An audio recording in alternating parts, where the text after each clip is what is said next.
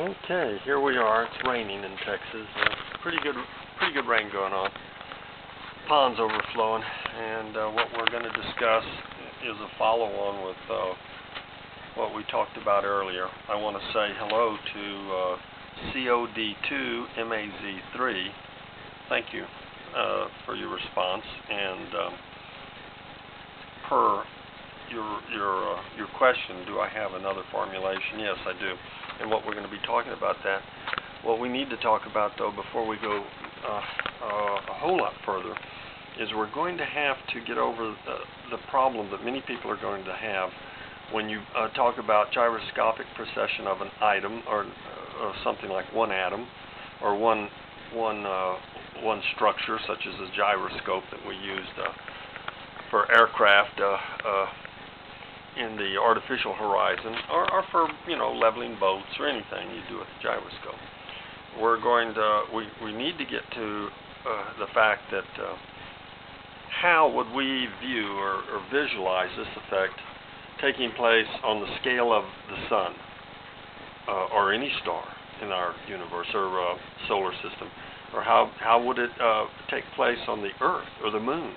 How would such an item such as a spinning atom affect the overall spin and precession of something as large as a planet?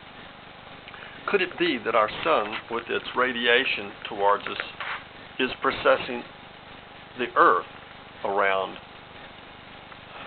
it in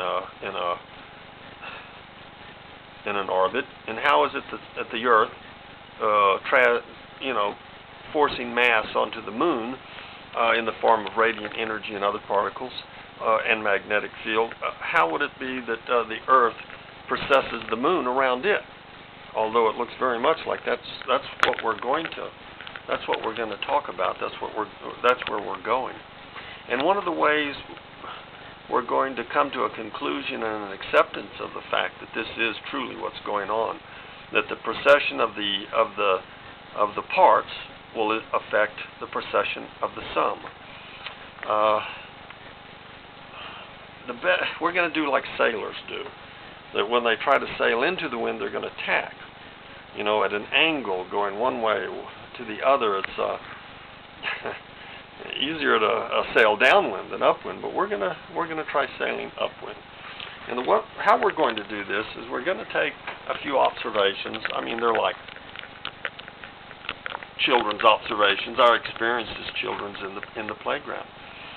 And we're going to talk about how movement in our universe, how we need to get to a fundamental understanding of movement and what that movement, what comprises, what kind of definition can we come up with the movement of objects, energy in space.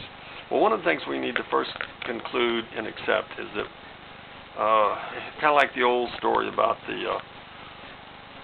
the camel that was being loaded with straw, and the last straw that the child put on the camel's back overweighted the camel, and the camel fell to his knees.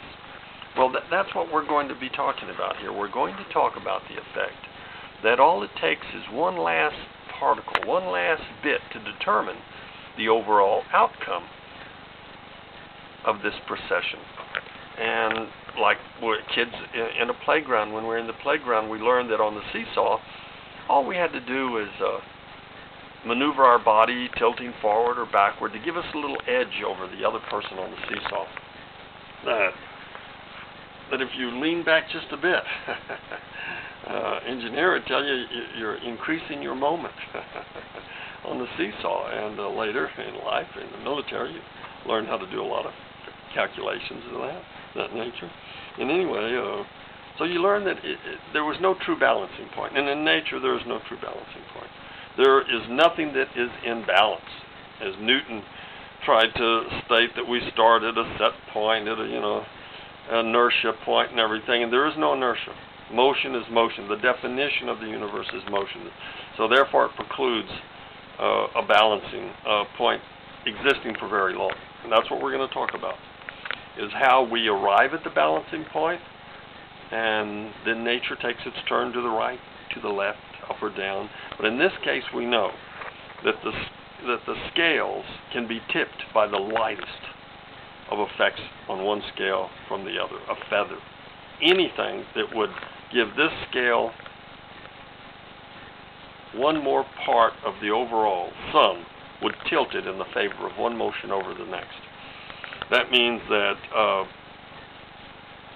the sun, or the earth, although it's comprised of millions of atoms, of the millions of atoms that are going to be affected by the transmigration of energy or mass, we could call it energy mass, from, say, any other body, would be such that all it would have to affect is 51% of those atoms. And then the overall sum of the action of this mass would then, of course, move to the tune of the 51%. And there's where we're looking at. We're going to try and get a better understanding of that, and an acceptance that something as big as the sun only has to have a portion of it, probably a little over 51% of it, be affected by this event, the application of force. Oh gosh, that's the clock running out. Okay, I'm going to be running on borrowed time here for this. But here's what we're going to say: is that we're going to talk about motion and give us a definition for motion, and we're going to get to the effect that there are no balancing points, that the world turns on a dime, so to speak, and that all it takes is a feather falling on one side or the other to make this event go. And that's what's happening in precession, is that it just takes 51% of the overall to be influenced by this application of mass, and then you're going to have a gigantic precession depending on that. Okay, sorry, but my time on this one is out, and I'll try and organize a little bit better, but thank you. It's raining here in Texas.